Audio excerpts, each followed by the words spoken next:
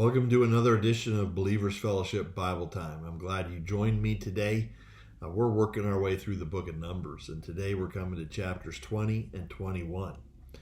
You might remember some things about previous studies, how we have said that Numbers probably isn't the best name for the best title for this book. In the Wilderness would be a more accurate description, because that's where all the action takes place. That would be the Hebrew name for the book, In the Wilderness. And you'll remember too the outline. We saw that the first 10 chapters, we called that order. They're getting ready. The people are getting numbered. The camp is getting organized. Marching orders are given, and they're getting everything ready and set up and in order. They're getting organized in order to march into the promised land. Everything looked good in the first 10 chapters. Everything the Lord told them to do, they did. Whatever the Lord told Moses to do, the people did it. That's the way it was. But then things went bad in a hurry after that. And so we're in a section now, chapters 11 through 25, we're calling disorder, or you could just call it rebellion, where we see the people continually rebelling against the Lord. Now, something interesting when we come to chapter 20 today is that there's a 38-year gap between chapter 19 and chapter 20. And they're back in Kadesh, which is where they were in chapter 14. But for 38 years, they've been wandering around the wilderness. We don't have a record of that. Wouldn't be worth the reading. All it is them just wandering around in the wilderness. And now we are in the year number 40. And this is the year before they are going to enter into the land. We know that because when you read about Aaron's death, later when we get to chapter 33, it's going to help us understand that happened in the 40th year. So right off the bat, the beginning of the 40th year, Miriam dies. And then here comes more of the rebellion. The people complained about a lack of water. And Moses and Aaron, they disobey the Lord's instructions there. The Lord graciously provides water, but Moses and Aaron disobey. And they now are forbidden to go into the promised land because of this act of disobedience. Then we're told about the travels. Now they're moving.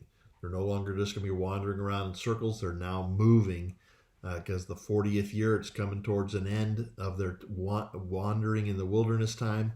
And so they're going to start moving in order to be prepared to move into the promised land. So they travel. They have to travel around Edom. Edom's not going to let them go through. And then after that, we read of Aaron's death, and his son Eleazar is set to take his place as the new high priest. They then defeat a Canaanite king, a king of Arad, in a significant victory. We're going to start seeing some victories. This was actually their first victory since leaving Egypt, so you can start seeing some victories pile up here. But then right after that, they go back to their complaining about the food that God has graciously been giving them. And so God sends fiery serpents. And they're fiery serpents not because of what they look like, but because of what they did and how the people were dying once they were bit by these snakes. So the Lord instructs Moses to construct a pole with a fiery serpent on it, set it up, and if the people would look to that, they would live. And so we have the account of that. And then as they move on, there's some interesting things that they're singing again, which they haven't done since Exodus 15. They're singing over some victories and over some water that the Lord provides. And they have significant victories over two kings, Sihon and Og. And we'll talk more about that. Now, when you read these two chapters, most people are familiar with the incident of Moses and the rock and the water. People know that. And people have spiritualized that text to make it mean more than what it's saying. They overcook it. But people are familiar with that particular section. And people are generally familiar with the story about the fiery serpents and the making of the pole with the fiery serpent, because Jesus refers to that in John chapter 3. And so there's some familiar things in here, but the lesson I take away from these two chapters is the importance of faith. Without faith, it's impossible to please God.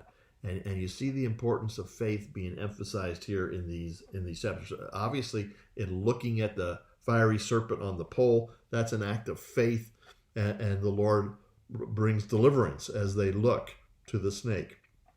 So that's an act of faith. But you see it here too. This whole incident with Moses.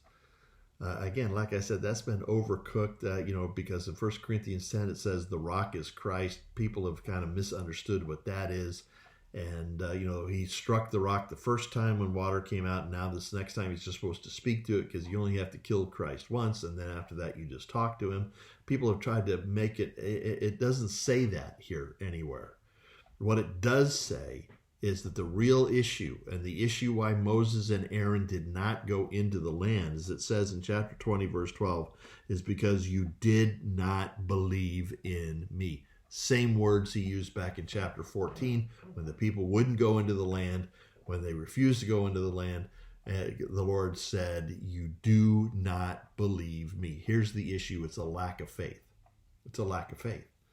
Moses disobeyed in what he did, but the bottom line was his lack of faith. He didn't believe God. And so that's the issue there, and that's why he doesn't go into the land. In fact, chapter 20, verse 24, it's talking about Aaron dying and why he's not going into the land, because you rebelled against my command. And so disobedience is equated with rebellion against God. And so that's what's happening there. But you do start seeing some positive demonstrations of faith here, and these are encouraging signs. Chapter 21, the first 3 verses, talks about their victory over the Canaanite, the king of Arad. And it says there that they made a vow and devoted everything associated with the king of Arad to destruction, devoted to destruction. Meaning we're going to wipe it all out. We're not going to take any of it of our own. And they make a vow to the Lord. And it says that the Lord heard their voice and the Lord granted them victory. He responded to their faith. And they gained the victory. That's an important thing.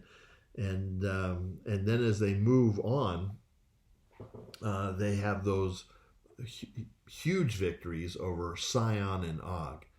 And in Joshua chapter 2, we're going to see that the people of Jericho, they heard about those victories. And that made them afraid of the people of Israel. Once they conquered Sihon and Og and their territories, they now basically control the east side of the Jordan River there. And now they're staged and ready to move in to the promised land. Those were huge victories, and they're memorialized throughout the Old Testament. In fact, you can read about them in Psalm 135 and 136. And again, those were demonstrations of their faith, and the Lord talks to them as they prepare to go against King Og. It says in verse 34 of chapter 20, the Lord said to Moses, do not fear him, for I have given him into your hand and all his people and his land. And the people respond to that, and they move forward and they gain these great victories. And so there's the lesson for us to learn, the importance of faith and how important that is to the Lord. That when we don't believe him, it's equated to rebellion. But when we believe him and commit ourselves to him, he gives us victory, and he tells us, even in the midst of difficult situations, you don't need to be afraid, because I'm right here with you. When we walk in faith like that, believing that he is with us, we don't need to be afraid of anything.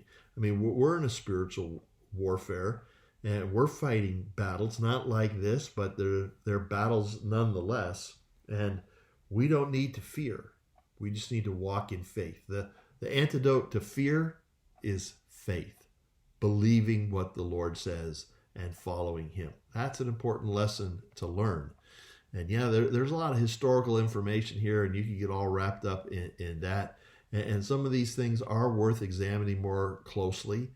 But the bottom line issue here is faith. We walk by faith. We believe what the Lord says. We believe that he's with us. We believe that we don't have to fear, and we walk by faith. So I'm thankful for I'm thankful for the lessons that we're learning here as we study together in the book of Numbers, and I'm looking forward to doing it again tomorrow on Bible Time.